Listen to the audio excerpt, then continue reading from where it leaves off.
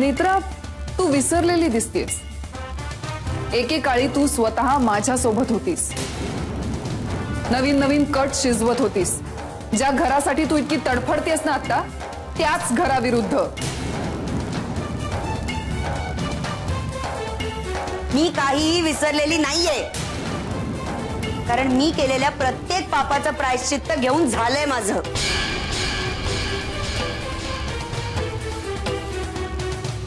आणि म्हणूनच तुझ्यासारखी कारस्थानी बाई मला माझ्या घरात उभी राहिलेली सहनही होत नाहीये। आणि मुलांचंच म्हणशील ना प्रिया, त्यांची काळजी मलाही आहे। जसा मला माझा युवी आहे ना, तशीच आर्या सुद्धा।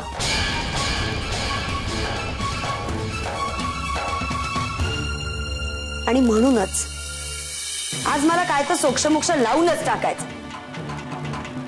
एक गाव दोन तुकडे होऊनच जाऊ दे, बोल काय करायचं। नेत्रा, जरा गप्प बसशील का? हायपर नको होऊस। हायपर मी खूप आधीच व्हायला पाहिजे होतं गौरांग।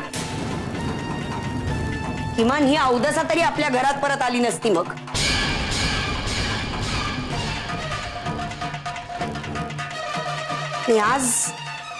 आज मी ठरवलंच आहे, आज एकदा ही तरी नाही ना तर मी तरी नाही।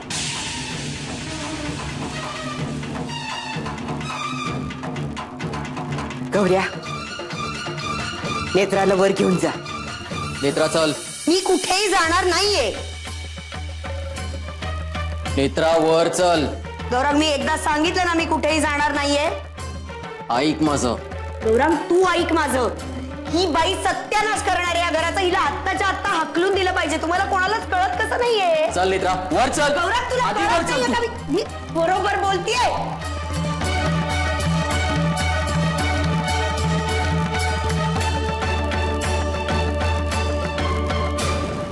चल, ऐक माझं जरा। शांत हो नेत्रा। कानी कपाळी ओरडून सांगत होते मी सगळ्यांच्या, कोणी ऐकलं नाही माझं। घ्या आली ती अवदसा घरात, आता काय काय फेर चालू असतील ना खाली तिची। शांत हो ना जरा, थांब। शांत?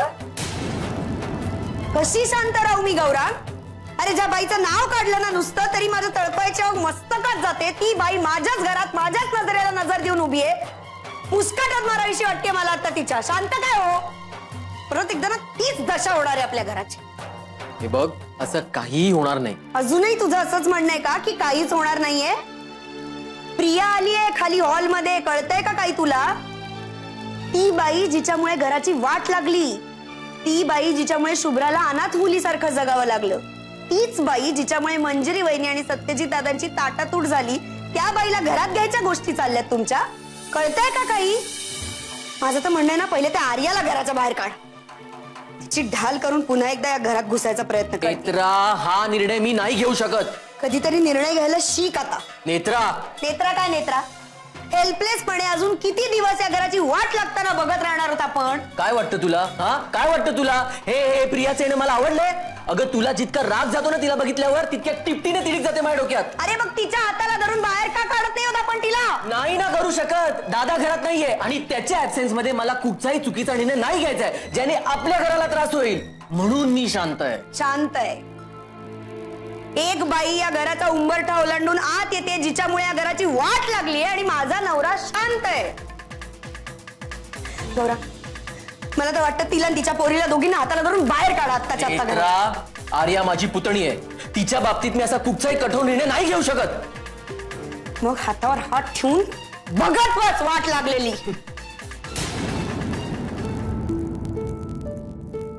ही प्रिया अशी अचानक एक दिवस समोर येऊन उभी राहील असं स्वप्नातही वाटलं नव्हतं। उसरची जरी कल्पना असती ना आजी, तर काहीतरी बंदोबस्त करता आला असता हिचा। बंदोबस्त कराया ठाव ठिकाणा तर माहिती हवा ना। इतकी वर्ष कुठं तोंड काळ केलं होतं अवदसेनं कुणास ठाव। आता पुण्यांदा आली आहे आपल्या आयुष्यात ईश कालवाया। नाही आजी, आत्ता नाही, यावेळी तिला चांगलंच ठणकवायला हवं। गेली 7 वर्ष ती बाई आपल्या सगळ्यांच्या आयुष्यातून हद्दपार होती, आणि आता 7 जन्मांसाठी आपल्या सावलीलाही ती उभी राहायला नको। त्यासाठी वाटेल ते करावं लागलं ना तरी चालेल। तुझा वैताग मी समजू शकते पोरे, पण प्रियासारख्या पाताळ यंत्री बाईला नामोहरम करणं इतकंच सोपं नाही बघ. तुमचं खरं आहे आजी. आजी मला काय वाटतं माहितीये, हे सगळं आपण दादाला फोन करून सांगूया, कारण ही बाई ना आपल्यापैकी कोणालाच ऐकणाऱ्यातली नाहीये. दादाच तिला वटणीवर आणू शकतो. अगं पण फोन करून यायला त्यो काय पुण्याला गेलाय का, क्या आला ताबडतोब? तो दुबईला हाय. तोपर्यंत काय करायचं मग? ते काय आजी, आपण या बाईला हाताला धरून आत्ताच्या आत्ता घराबाहेर हकलून देऊया.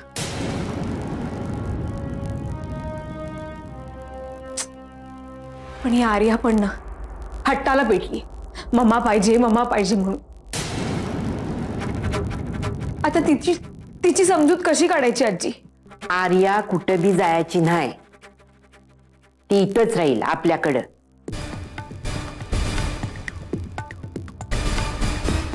पण प्रियाचा काहीतरी बंदोबस्त करायला पाहिजे कायमचा.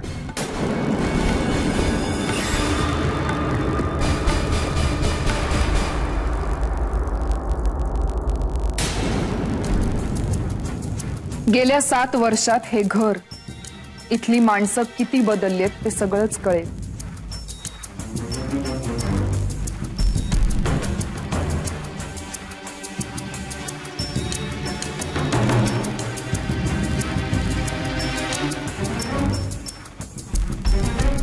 सात वर्षांपूर्वी मला इथनं जावं लागलं, पण आता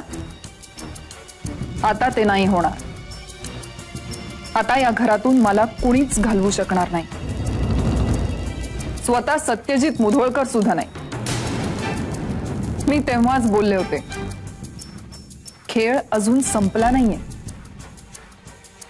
विजयाचे सोहळे फार काळ मी नाही साजरे करू देणार या घराला. मी परत आले तुमच्या आयुष्यात मुधोळकर, पुन्हा कधीच न जाण्यासाठी. I am back. Priya is back.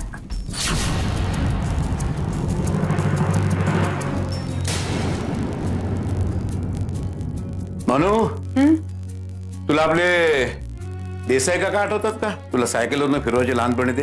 हो, लल्या काका ना? येस. अगं त्यांच्या मुलीचं लग्न आहे, अनुजाचं. काय? अनुजाचं लग्न आहे? अहो काय बोलताय बाबा तुम्ही? म्हणजे लहान आहे ती अजून, मला वाटतं ग्रॅज्युएशन पण कम्प्लीट नसेल झालं तिचं. फार घाई करतायत ना लग्नाची. घाई?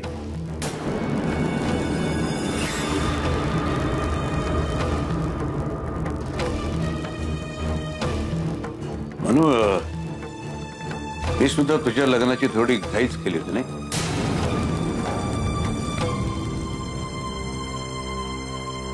आता वाटतं की खूप मोठी चूक केली होती मी त्यावेळेस.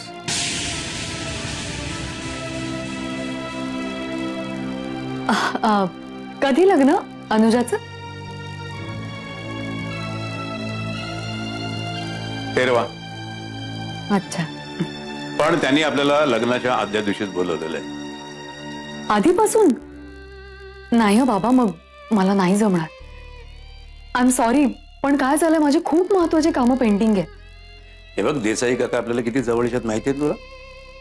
हो, ते माहिती आहे मला. मी काय म्हणते, मी लग्नाच्या दिवशी आले तर चालेल का? तुम्ही वा ना पुढे. हा ठीक आहे, चालेल. मी शिवराजला आणि शुभ्राला घेऊन आधी पुढे होतो. तू नंतर ये, म्हणजे अंकिता तुझ्यासाठी थांबेल. तू अंकिताच्या सोबत ये, मात्र ये. हो, येईन ना मी. असं नाही येणार असं होईल का? पण शुभ्राला मात्र तुम्ही नक्की घेऊन जा. वातावरणात बदल झाला तर बाकीच्या गोष्टींचा विसर तरी पडेल तिला. म्हणजे चेंज मिळेल ना थोडा.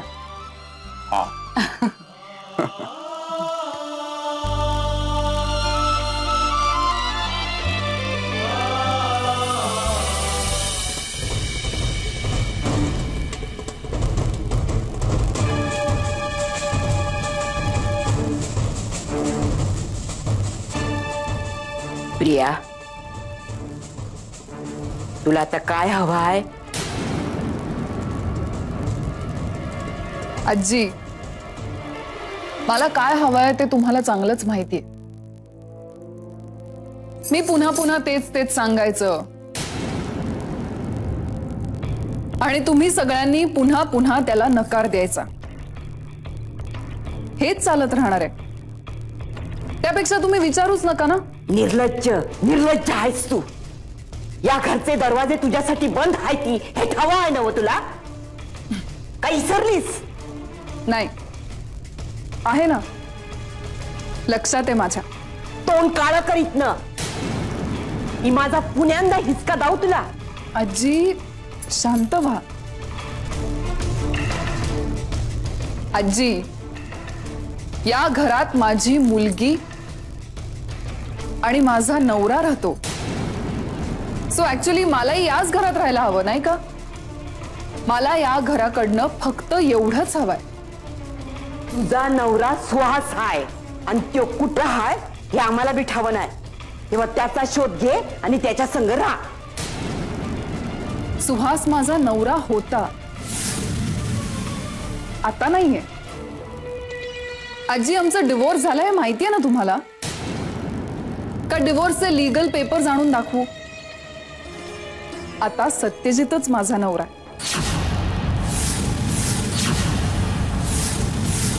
तोंडाला येईल ते बोलू नकस. त्याचा जीभ हासडून हातात देईन तुझ्या. आजी, कशाला चिडता इतक्या? मी खरं तेच सांगते. आजी, मला सांगा, आर्या माझी मुलगी आहे हे तर मान्य आहे तुम्हाला? आणि तिचं बर्थ सर्टिफिकेटवर तिचं नाव आर्या सत्यजित मुधोळकर असं नोंदवलं गेलंय. आजी, म्हणजे कायद्याने मी आणि सत्यजित काय झालो? नवरा बायको. तू असं ऐकायची नाहीस. तुझं डोसकं सत्याच ठिकाणावर आणल. चल आता मी येत ना. निघ. ठीक आहे, निघते मी. 7 वर्षापूर्वी मुलीला जन्म देणं पथ्यावर पडलं माझ्या. फायदाच झालाय माझा. कारण आता तिच्यामुळे मला या घरात एंट्री मिळणार आहे. या घराचे दरवाजे कायमचे उघडणार आहेत माझ्यासाठी. चला आजी, येते मी.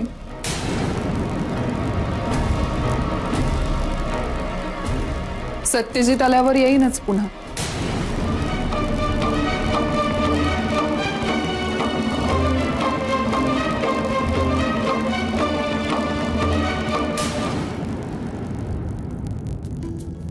शुभ्रा, हे बघ, पटकन दूध संपवायचा. चल. आई नकोय मला. प्लीज शुभ्रा, मला ना आता रोज रोज तेच तेच ऐकायचं ना खूप कंटाळा आलेला. आई नकोय मला दूध. Good morning. गुड मॉर्निंग आजोबा. तुम्ही वॉक घेऊन आलात पण? येस, एकदम फ्रेश वॉक, मॉर्निंग वॉक.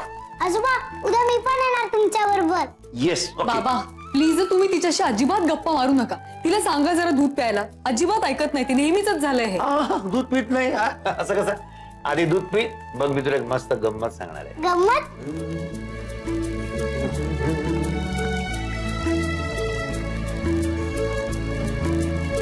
सांगा ना. आपल्याला एका लग्नासाठी नाशिकला जायचंय. फुल लॉंग ड्राईव्ह पिकनिक. ओके, ऐकले धमाल? येस. तेव्हा आपण आता पटपट पटपट आपले कपडे भरायचे आहेत आणि उद्या आपल्याला निघायचंय. मग उद्या कसं जाणार? उद्या तर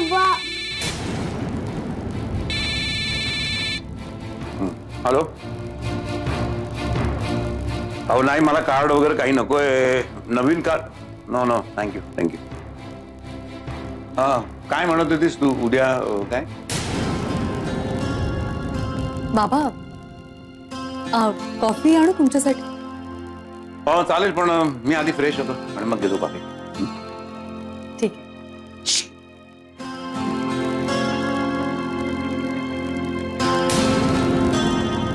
इथे ना दूध.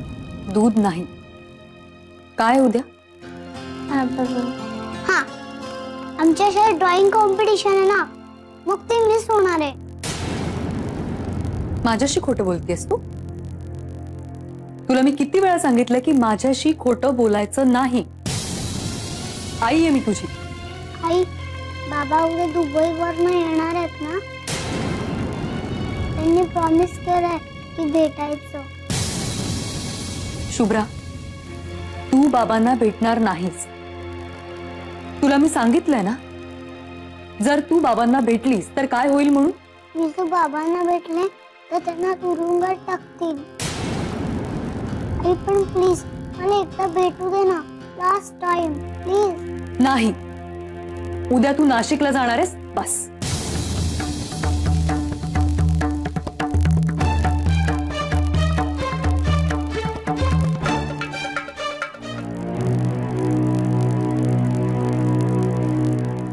तुम्ही सगळे बघत काय उभे राहिलात? हाताला धरून बाहेर काढा नाही बाईला.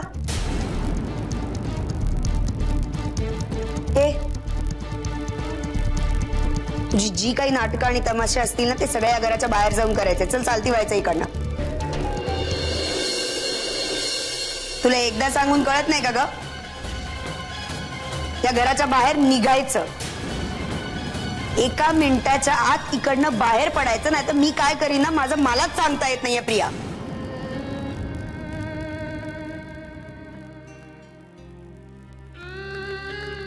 आर्या, ए आर्या, हे बघ मी तुझ्यासाठी काय आणलंय, तुझं फेवरेट चॉकलेट.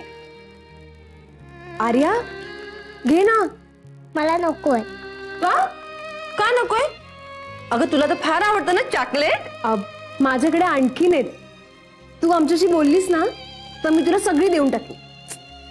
आर्या, मंजुषा आत्या तुझ्याबरोबर खेळायला आली ना, मग बोल ना काहीतरी.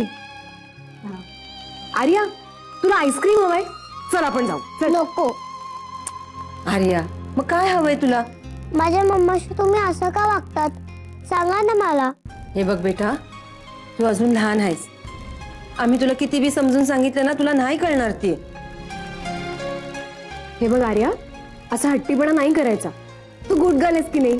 हा, मग सगळ्या मोठ्या लोकांचं ऐकायचं. हा, आणि आर्या, तुझी मम्मा आहे ना, ती चांगली नाही आहे, लई वाईट आहे.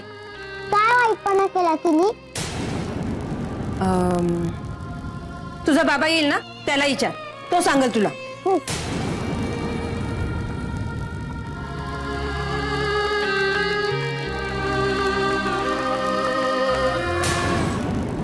आजी, काय ग? थोडं बोलायचं होतं तुमच्याशी. बोल की.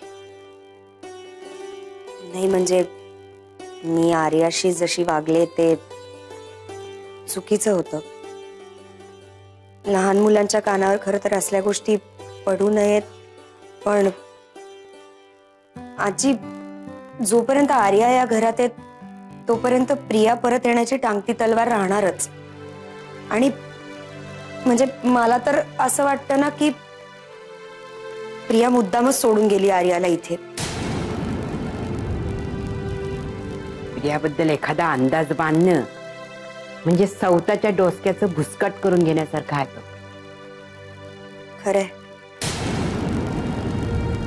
पण आजी, मला काय वाटतं माहितीये का, दादांना ज्या वेळेला तिचं खरं रूप कळलं होतं ना, आणि त्यांनी तिला तिच्या कर्मांची शिक्षा दिली होती ना, त्याच वेळेला ना काहीतरी कायमचा बंदोबस्त करायला पाहिजे होता तिचा. नंतर सुद्धा माझं कायम हेच म्हणणं होतं की आपण प्रियाच्या हालचालींवर नजर ठेवून असलो पाहिजे. कधी ना कधीतरी ती बाई उलटून वार करणारे माहितीच होतं मला. तुला राग येणं बराबर आहे, पण त्याला आता आवर घालायला पाहिजे. कसा आवर घालू आजी? इतके दिवस मला ज्या गोष्टीची भीती वाटत होती आणि मी ज्या गोष्टीच्या विरोधात होते तीच गोष्ट घडती आता. अगं भय, पण त्याचा दोष त्या लेकराला देऊन काय उपयोग? मी तिला दोष देत नाही आजी, पण तुम्हीच विचार करा. मी जे सांगत होते तेच घडलं ना शेवटी. प्रियाने तिच्या रक्ताचाच वापर केला. आज जर का आर्या आपल्या घरात राहत नसती तर प्रियाची हिंमतही झाली नसती आपल्या घराकडे मानवर करून बघायची. पण नेत्रा, असं चिडून रागावून निर्णय घ्यायचे नसत्यात. सत्य आल्यानंतर काही ना काहीतरी मार्ग निघत.